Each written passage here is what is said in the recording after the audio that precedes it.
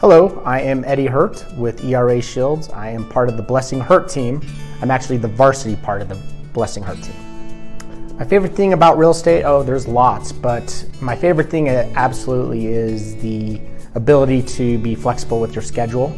It's allowed me to volunteer in my kids' classrooms, schools, coaching, and maybe even get a day of skiing up during the middle of the week. I got into real estate, through my dad, who had been in the business a long time and owned ERA Shields back in the day. And I was kind of a glorified ski bum doing sales and marketing for Winter Park ski resorts, selling season passes and lift tickets. And I just maxed out my credit card buying groceries, and I'm like, this is not sustainable.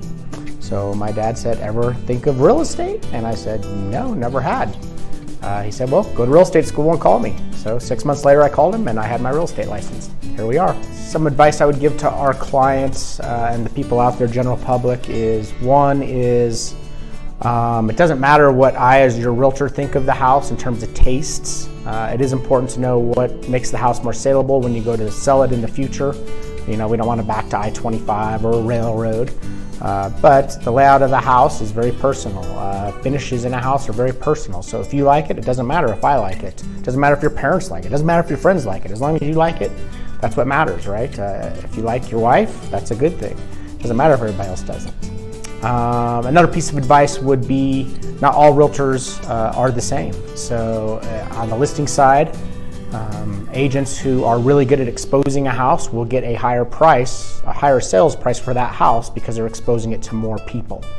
And the more people you expose it to, the possibility of more buyers. If you get multiple buyers interested in the house, hopefully they'll bid that house up and hopefully beyond what we would think of as the market price. Another piece of advice would be not all homes sell for a specific price. A lot of people think that whoever they list their house with, the house will sell for this. And that's not necessarily the case. Part of it is exposure. Another part of it is presentation as well as negotiation. So thinking about all the different terms and things like that. So an agent who has the experience and can help with the negotiations and terms will help you net a higher price. When I'm not working, I'm kind of a homebody. Totally love hanging out with my family, my boys. They're mostly almost gone. Both are in high school. Well, actually, one's in high school, the other one's in college. So doing things with them, going hiking, skiing, mountain biking, just hanging out at the house, whatever. That's kind of what I enjoyed the most at this point. I think one misperception people have about real estate is they think we are salespeople. And so I would argue that when people go into a house, they either love it or they don't. I mean, I can tell within the first 3 or 4 steps of walking in a house with a buyer if they're strongly considering the property or not.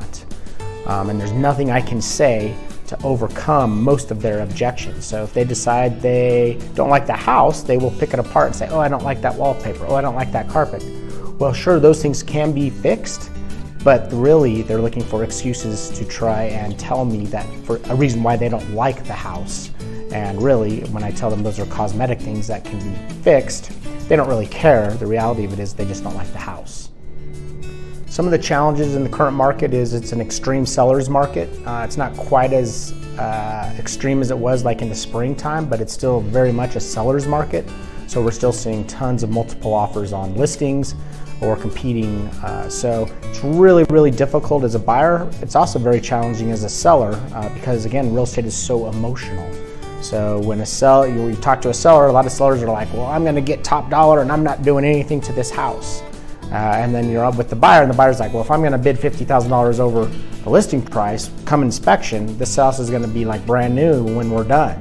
So really trying to overcome those situations is really difficult. I also think people assume that because they hear the market is so hot, that every realtor is making a killing. And that's not necessarily the case because there's a whole lot more realtors out there. There's close to 5,000 realtors in Colorado Springs now in the market area, and this year there'll be 15,000 transactions.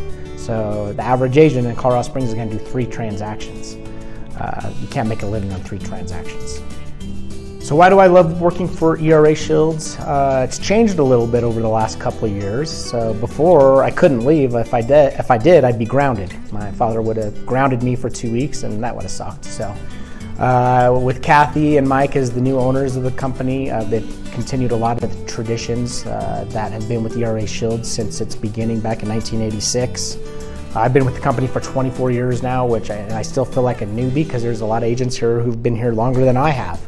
I love that knowledge base, so I can walk down the hallways and talk to other agents about problems and issues and come up with new solutions. Everybody here likes to share, and it's a very traditional brokerage, which I appreciate because, again, there's a lot of mutual respect between all the agents. We all work to help each other. It's kind of a tribal feeling, so that's why I enjoy ERA Shields.